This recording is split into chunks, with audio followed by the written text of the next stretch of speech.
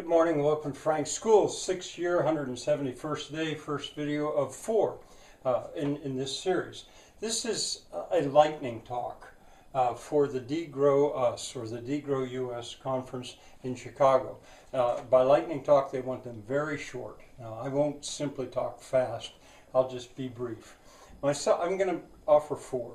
My first one is, I might call it Thermodynamics and Degrowth. That's sort of an impressive word. It could be simplified, I'm going to have a cat here help me, by simply saying, do the math. I keep having to say that to people when they come up with these ideas about, oh, this will solve the problem or this won't solve the problem. I say, do the math, show me the math, but do it with kilocalories, not dollars, not even barrels of oil, but kilocalories.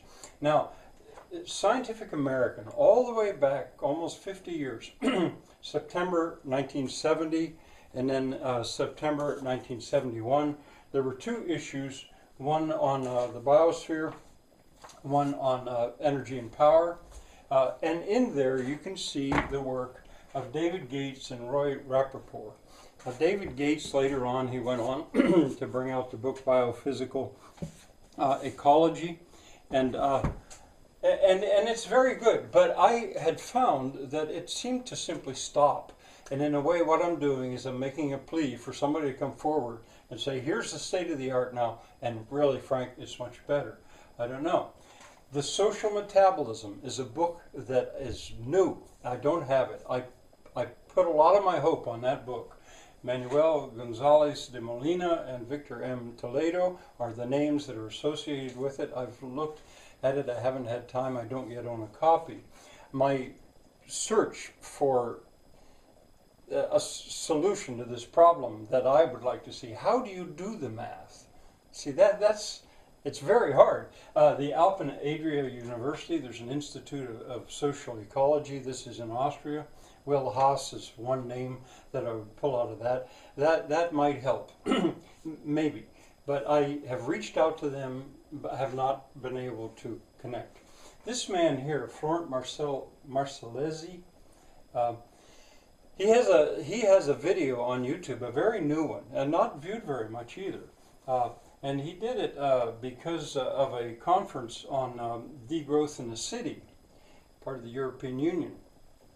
And there I really saw hope because he dealt with cities.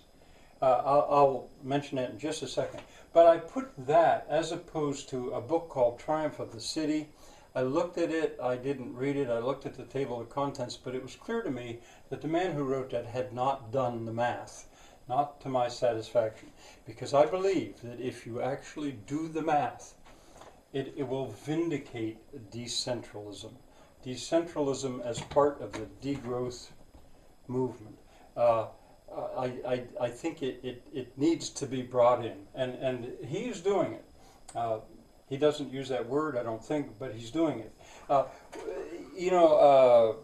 Georges Callas mentions that eco-modernists are a real problem for degrowthers because they have this idea that there's going to be modern developments that will make it possible to solve these ecological problems. Eco-modernists, no. He says we're going to have to degrow, and I agree. But I also think there are eco-urban suburbanists. That's my term. Somehow they think that cities and suburbs can continue to exist and still have the problems of the planet solved. I say no. I think that is a real problem. People are not willing to accept decentralism, I think. But how to show that? Well, you have to do the math. Finally, this is going to lead me to my own work, Wedge's Paradigm. This is work done about 45 years ago. It's available to you. It's online. It's a YouTube. It's a playlist. There are 10 videos involved. It's perhaps rather awkward to use. I don't know. It was an attempt to make a visual 3D rendering of the problem involved in doing the math. And if you care to look, well, if you particularly see this video of the 3rd year, 117th day first video, that's where the paradigm itself has actually begun, Wedge's paradigm, as opposed to the context. And if you go to this, or if you go to this video, this might be the best one to simply just look if you're curious.